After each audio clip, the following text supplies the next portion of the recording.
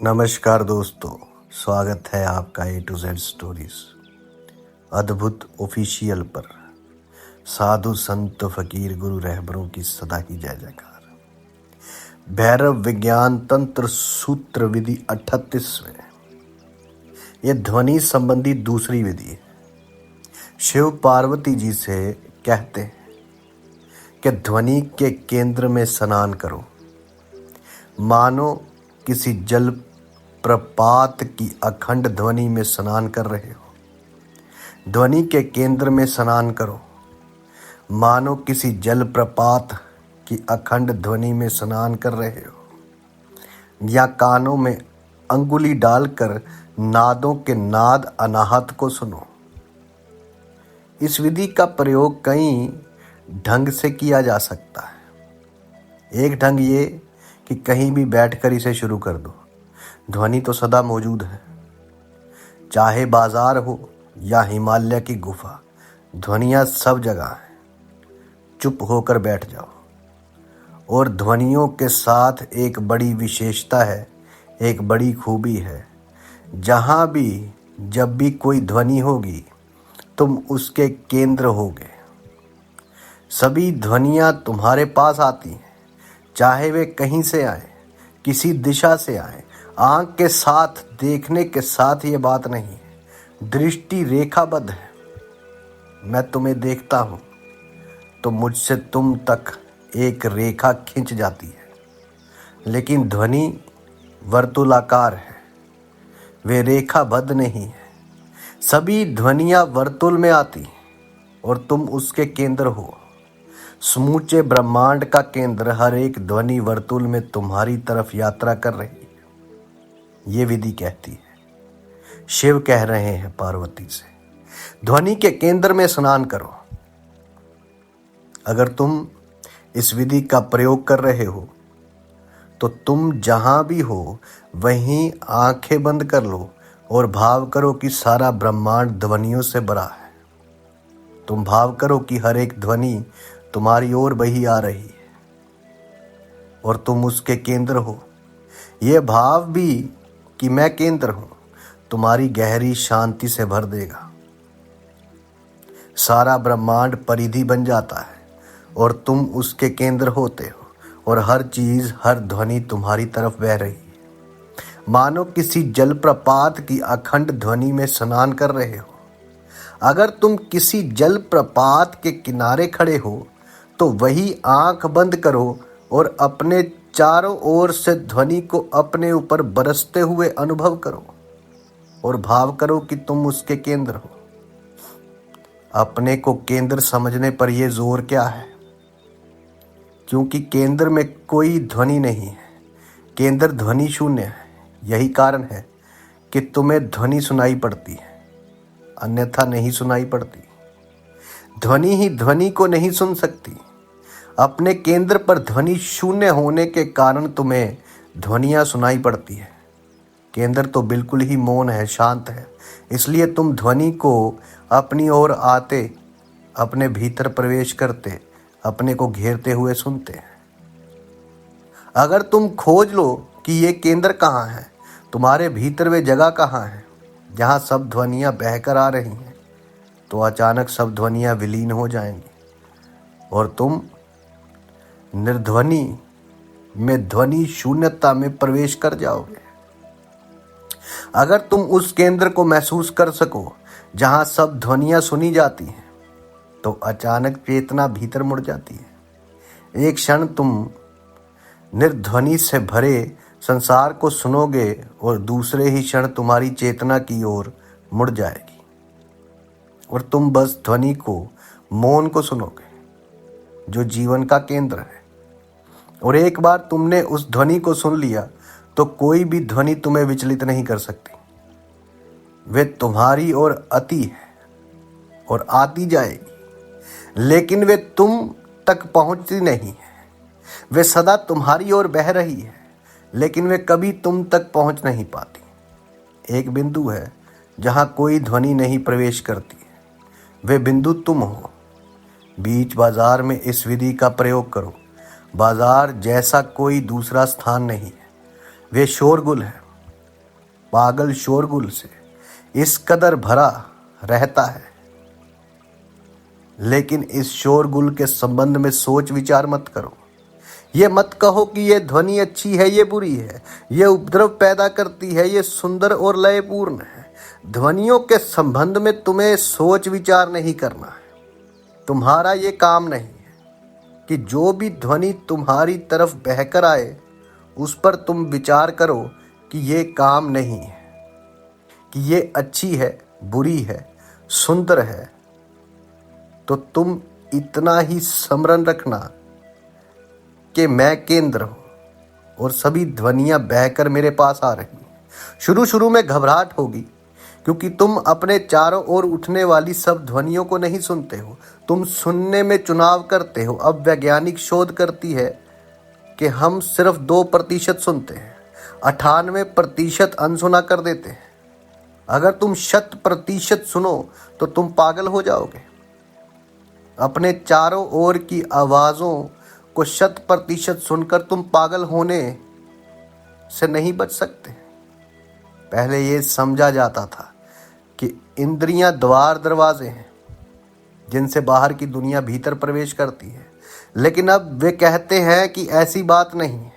वे दरवाजे नहीं हैं, वे उतनी खाली नहीं है जितना समझा जाता था। वे द्वार नहीं है, बल्कि वे नियंत्रण का सेंसर का काम करती है। वे पहरेदार की तरह हर क्षण देखती रहती है कि किसे भीतर जाने दिया जाए और किसे नहीं। 2% सुनकर ही तो तुम पागल हो गए हो। 100% सुनकर तुम्हारा क्या हाल होगा। तो जब तुम इस विधि का प्रयोग शुरू करोगे तो तुम्हारा सिर चकराने लगेगा।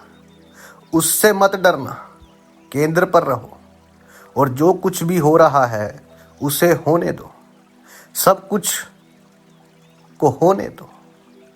अपनी इंद्रियों को शिथिल करो, पहरेदारों को आराम करने दो, सब कुछ को विश्राम में जाने दो और तब सब कुछ को अपने भीतर प्रवेश करने दो। अब तुम ज़्यादा तरल हो गए हो, तुम खुले हो और सब ध्वनियाँ, सब आवाज़ें तुम्हारी ओर आ रही हैं। तब ध्वनियों के साथ चल पड़ो और इस केंद्र पर पहुंचो जहां तुम उन्हें सुनते हो। ध्वनियां काम में नहीं सुनी जाती, कान उन्हें सुन भी नहीं सकते। कान सिर्फ संचारण करने का काम करते हैं और इस संचारण के क्रम में वे उस सब को छांट देते हैं जो तुम्हारे लिए ज़रूरी नहीं।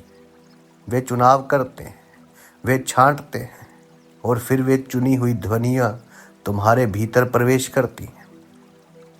अब भीतर खोजो कि तुम्हारा केंद्र कहाँ है। कान केंद्र नहीं है। तुम कहीं किसी गहराई में सुनते हो।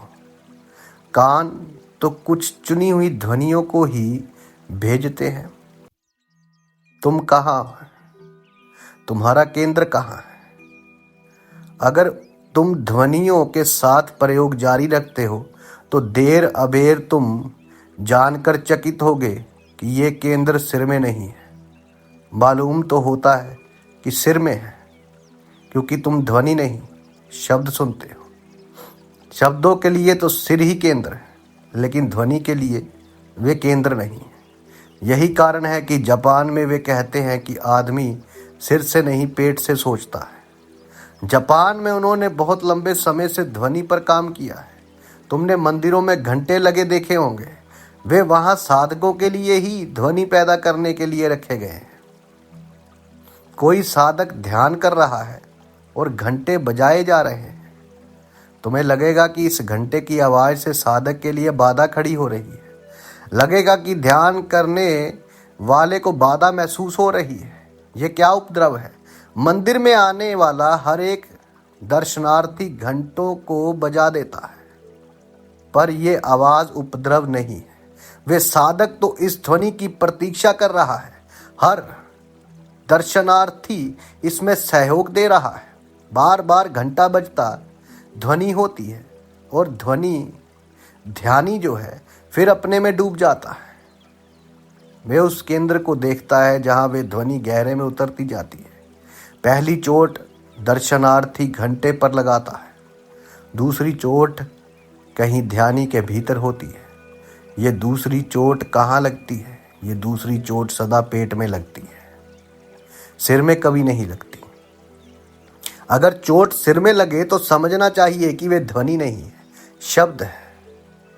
तब तुमने ध्वनि के संबंध में सोचना शुरू कर दिया, तब शुद्धता नष्ट हो गई। अभी गर्भस्थ शिशुओं पर बहुत अनुसंधान हो रहा है। उन्हें भी ध्वनि का आघात लगता है और वे भी प्रतिक्रिया करते हैं। वे भाषा के प्रति प्रतिक्रिया नहीं कर सकते।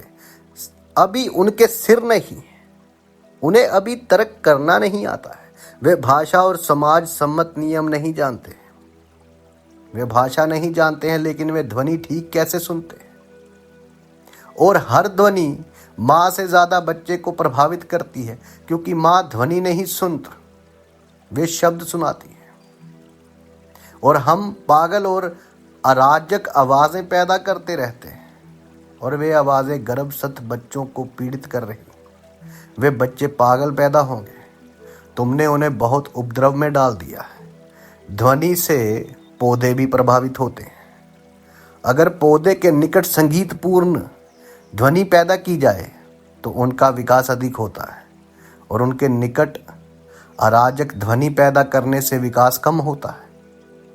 तुम उन्हें बढ़ने में मदद दे सकते हो। ध्वनियों के द्वारा तुम उन्हें बहुत मदद दे सकते हो। अब तो वे कहते हैं कि ट्रैफिक के शोर से, आधुनिक शहरों में होने वाले यातायात के शोर से आदमी पागल हुआ जा रहा है। ट्रैफिक का शोर अराजक है, उसमें जरा भी लयबद्धता नहीं है।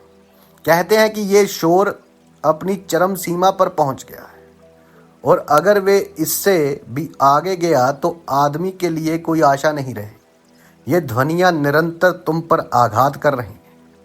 अगर तुम उनके संबंध में विचार करोगे तो वे तुम्हारे सिर पर चोट करेंगे। और सिर केंद्र नहीं है, केंद्र नाभि में है।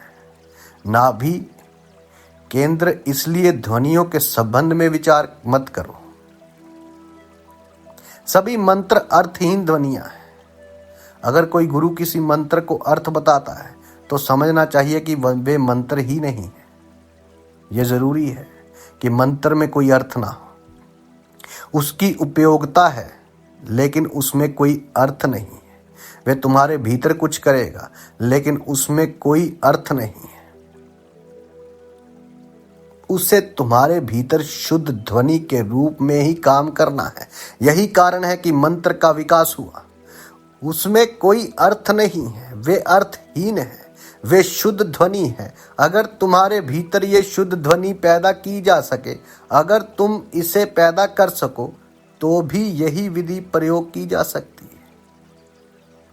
ध्वनि के केंद्र में स्नान करो, मानो किसी जल प्रपात की अखंड ध्वनि में स्नान कर रहे हो, या कानों में अंगुली डालकर नादों के नाद, अनहद नाद को सुनो।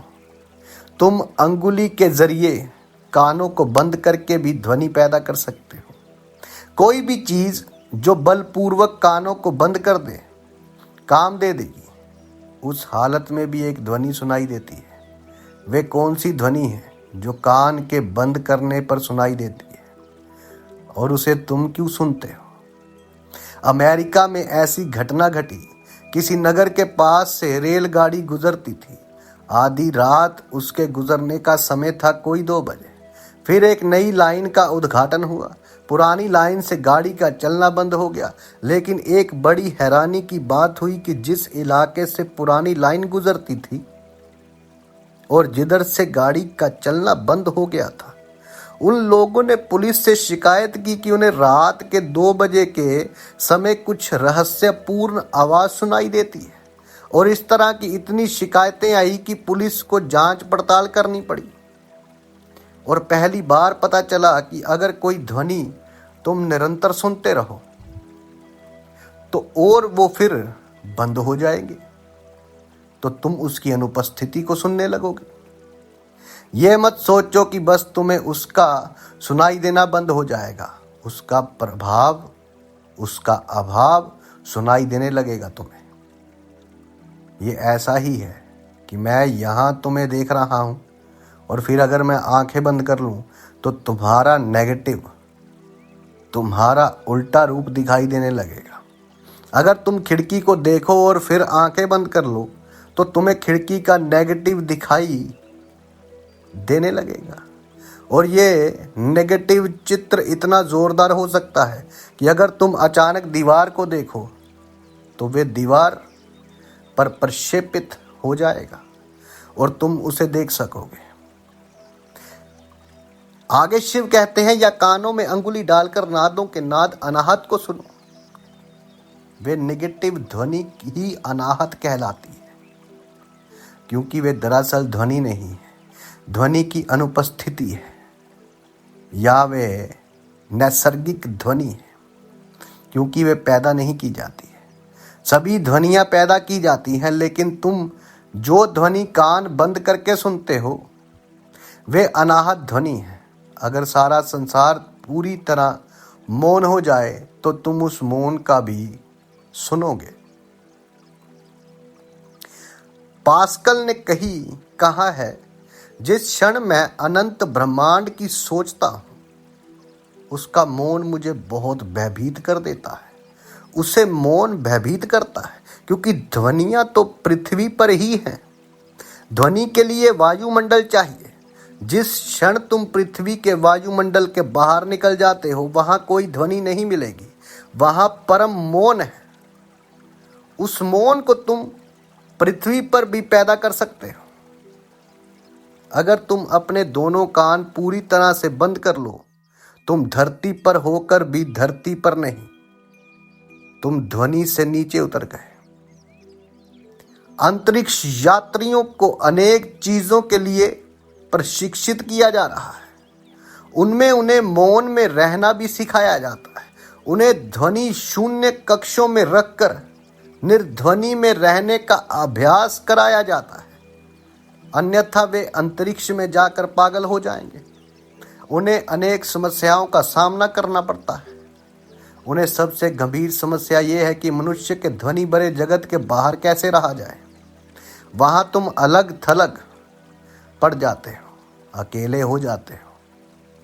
अगर तुम किसी जंगल में खो जाओ और कोई आवाज़ तुम्हें सुनाई दे तो उसके स्रोत को ना जानते हुए भी तुम कम भयभीत होते हो। तुम्हें लगता है कि कोई है, तुम अकेले नहीं, कोई है। सन्नाटे में तुम अकेले हो जाते हो। अगर तुम भीड़ में अपने दोनों कान पूरी तरह से बंद करके अपने में डूब जाओ तो तुम अकेले ही जाओगे। भीड़ विलीन हो जाएगी क्योंकि तुम शोरगुल से ही भीड़ को जानते हो। कानों में अंगुली डालकर नादों के नाद अनाहत नाद को सुनो। ये ध्वनियों की अनुपस्थिति बहुत ही सूक्ष्म अनुभव है। ये तुम्हें क्या दे सकता है? जिस क्षण ध्वनियाँ नहीं रहती तुम अपने पर आ जाते हो। ध्वनि के साथ तुम अपने से दूर चले जाते हो। ध्वनि के साथ तुम दूसरे की तरफ चल पड़ते हो। इसे समझने की कोशिश करो। ध्वनि से हम दूसरे से संबंधित होते हैं, दूसरे से संवाद करते हैं। इसलिए एक अंधा भी उतनी कठिनाई में नहीं होता जितनी कठिनाई में गूंगा होता है। किसी बहरे आदमी का निरीक्षण करो, वे अमानुषिक मालूम पड़ता है।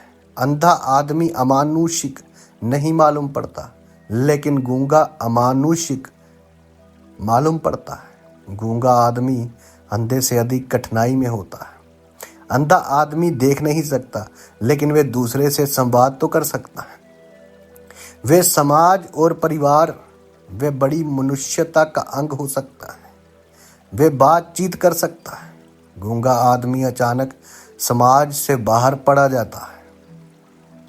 तुम कल्पना करो कि तुम एक वातानुकूलित और साउंड प्रूफ कांच के कमरे में हो। वहां ना कोई ध्वनि पहुंच सकती है। वहां तुम चीख नहीं सकते, अपने को अभिव्यक्त करने के लिए कुछ भी नहीं कर सकते हो। एक बहरा आदमी सतत ऐसे ही दुख स्वप्न में जीता है। संवाद के बिना वे मनुष्यता का अंग नहीं हो पाता है। अभिव्यक्ति के बिना उसके जीवन का फूल नहीं खिल सकता है। वे किसी के भी संपर्क में नहीं आ सकता है। वे तुम्हारे साथ होकर भी तुमसे बहुत दूर रहता है। अगर ध्वनि दूसरे तक पहुंचने का वाहन है तो मौन स्वयं तक पहुंचने का वाहन है। ध्वनि के द्वारा तुम दूसरे के साथ संवाद करते हो।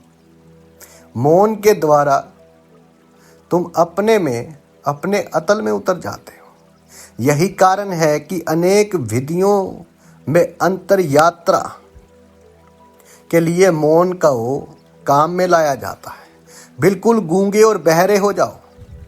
फकीर तो इसे सुनमन बुकमन कहते हैं।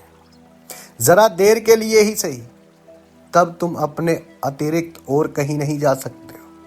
अचानक तुम्हें लगेगा कि तुम अपने अंतस में विराज गए हो। गुरु जीएफ अपने शिष्यों को लंबे मौन में जाने को कहते थे। वे इस बात पर जोर देते थे कि मौन में ना सिर्फ भाषा का व्यवहार बंद रहे, बल्कि आंख या हाथ के इशारे भी बातचीत ना कर जाए। किसी तरह का भी संवाद निषिद्ध था। मौन का अर्थ ही संवाद शून्य था। तुमने शायद ये देखा होगा कि जो लोग खूब बात करना जानते हैं वे समाज में प्रसिद्ध हो जाते हैं। जो अपने विचारों को ठीक से संप्रेषित कर सकते हैं वे नेता हो जाते हैं। धार्मिक, राजनीतिक या साहित्यिक किसी भी क्षेत्र में यही होता है कि जो कुशलता से अपने विचार व्यक्त कर सकते हैं, जो निपुणता से बातचीत कर सकते हैं, वे नेता बन जाते हैं, क्योंकि वे ज़्यादा से ज़्यादा लोगों तक, सर्वसाधारण तक पहुंचते हैं। क्या तुमने कभी सुना है कि कोई गूंगा आदमी नेता हुआ है? अंधा आदमी आसानी से नेता हो सकता है, कोई कठिनाई नहीं। कभी कभी तो वे बड़ा नेता हो जाता है, क्योंकि उसकी आंखों की ऊर्जा भी उसके कानों को मिल जाती है। कोई गूंगा आदमी जीवन के किसी क्षेत्र में नेता नहीं हो सकता। उसमें संवाद की क्षमता ही नहीं है। वे सामाजिक नहीं हो सकता। समाज भाषा है। सामाजिक जीवन के लिए, संबंध के लिए भाषा आधारभूत है। भाषा को छोड़कर तुम अकेले पड़ जाते हो। पृथ्वी करोड़ों लोगों से भरी है, लेकिन भाषा के खोते ही तुम अकेले हो जाओगे। मेहर बाबा निरंतर 40 वर्षों तक मौन में रहे। मौन में वे क्या करते थे? सच तो यह है कि मौन में तुम कुछ नहीं कर सकते, क्योंकि हर कृत्य किसी न किसी भांति दूसरों से संबंधित होता है। यदि कल्पना में भी तुम कुछ करोगे तो तुम्हें दूसरों को कल्पित करना होगा। तुम अकेले नहीं कर सकते हो। अगर तुम बिल्कुल अकेले हो, जो कृत्य असंभव हो जाएगा। करना दूसरों से संबंधित है। यदि तुम भीतर भाषा छोड़ दो तो सब करना समाप्त हो जाता है। तुम तो हो, लेकिन तुम कुछ कर नहीं रहे। कभी कभी मेहर बाबा अपने शिष्यों को लिखकर सूचित करते थे कि अमुक तारीख को मैं अपना मौन तोड़ने जा रहा हूं, लेकिन उस दिन के आने पर वे मौन नहीं तोड़ते थे। यह सिलसिला 40 वर्षों तक चलता रहा और तब वे मौन में ही पूरे हो गए, मर गए। बात क्या थी? वे क्यों कहते थे कि मैं अमुक वर्ष, माह और दिन को अपना मौन तोड़ूंगा, लेकिन उसे तोड़ नहीं पाते थे?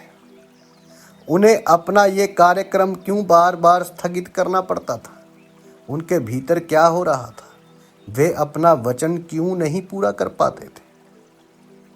अगर तुम लंबे अरसे के लिए मौन में रह जाओ, उसे जान लो, तो तुम्हारे लिए ध्वनि के जगत में लौटना असंभव हो जाएगा।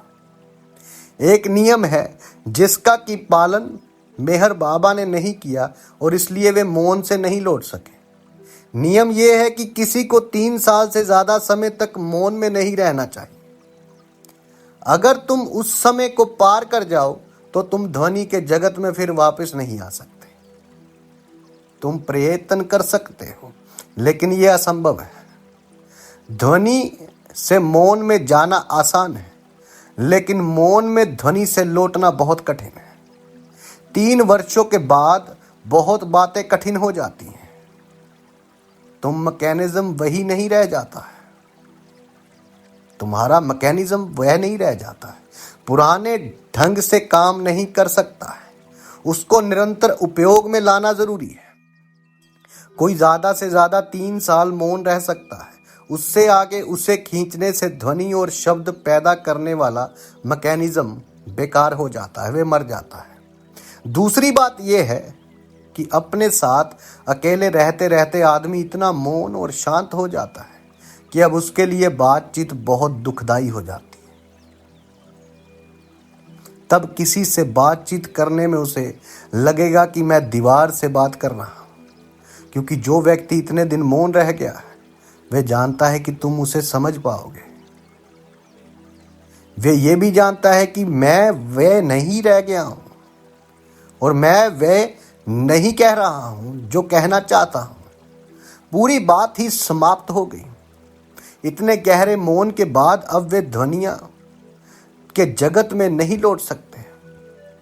यही कारण है कि मेहर बाबा कोशिश करने के बावजूद फिर बोल नहीं पाए, और वे कुछ कहना चाहते थे, उनके पास कुछ कहने योग्य भी था, लेकिन नीचे तल पर उतरने का यंत्र ही व्यर्थ हो चला था। वो बहुत ऊपर निकल गए। ऐसे जो वो कहना चाहते थे उसे वे कहे बिना चले गए। यह समझना उपयोगी है। जो भी करो उसके विपरीत भी करते चलो। विपरीत में गति करना मत भूलो। कुछ घंटों के लिए मौन रहो और बातचीत करो। किसी एक ही ढांचे में बंद मत हो जाओ, तब तुम अधिक जीवित और गतिमान रहोगे। कुछ दिनों तक ध्यान करो और फिर उसे अचानक बंद कर दो, और कुछ ऐसा करो कि जिससे तनाव निर्मित हो सके, तब फिर ध्यान में उतर जाओ। विपरीत छोरों के बीच गति करते रहो, उससे तुम ज्यादा जीवित और गतिमान रहोगे। बंद मत जाओ, अटक मत जाओ। एक बार अटक गए तो तुम दूसरे छोर पर गति नहीं कर पाओगे, और दूसरे छोर पर गति करना ही जीवन है। ये गति गई कि तुम भी गए, तब तुम मुर्दा हो। ये गति बहुत शुभ है। गुरुजी एफ अपने शिष्यों को आकस्मिक बदलाहट करना सिखाते थे। पहले वे उपवास पर जोर देता था और फिर कहता था कि जितना खा सको खाओ, और फिर उपवास करवाता था। कुछ शिष्यों से वे कहता था लगातार कुछ दिन रात जागते रहो और फिर कुछ दिन रात सोते रहो। ध्रुवीय विपरीतताओं के बीच गति करने से जीवंतता और गति उपलब्ध होती है। ये कानों में उंगलियां डालकर नादों के नाद अनहत को सुनो। एक ही विधि में 2 विपरीत बातें कही गई हैं। शिव कह रहे हैं ध्वनि के केंद्र में स्नान करो, मानो किसी जल प्रपात की अखंड ध्वनि में स्नान कर रहे हो। ये एक अति है। या कानों में अंगुली डालकर नादों के नाद को सुनो, ये दूसरी अति है। एक हिस्सा कहता है कि अपने केंद्र पर पहुंचने वाली ध्वनियों को सुनो, और दूसरा हिस्सा कहता है कि सब ध्वनियों को बंद कर ध्वनियों की ध्वनि को सुनो। एक ही विधि में दोनों को समाहित करने का एक विशेष कारण है, ताकि तुम एक छोर से दूसरे छोर पर गति कर सको। यह शब्द चुनाव करने को नहीं कहता है कि इनमें से किसी एक का प्रयोग करना है। नहीं, दोनों का प्रयोग करो। इसलिए एक विधि में दोनों को समाविष्ट किया गया है। पहले कुछ महीने तक एक का प्रयोग करो और फिर कुछ महीने बाद दूसरों का प्रयोग करो। इस प्रयोग से तुम ज्यादा जीवंत होगे और तुम दोनों छोरों को जान लोगे। और अगर तुम दोनों छोरों के बीच आसानी से डोलते रहो तो तुम सदा सर्वदा युवा बने रहोगे। जो लोग सदा एक ही छोर से अटके रहते हैं वे बूढ़े हो जाते हैं और मर जाते हैं। साधु संत फकीर गुरु रहबरों की सदा ही जय जयकार। जल्दी मिलते हैं एक नई वीडियो के साथ। तब तक के लिए आप सबका धन्यवाद। आप सबके भीतर बसे उस परमात्मा को मेरा प्रणाम।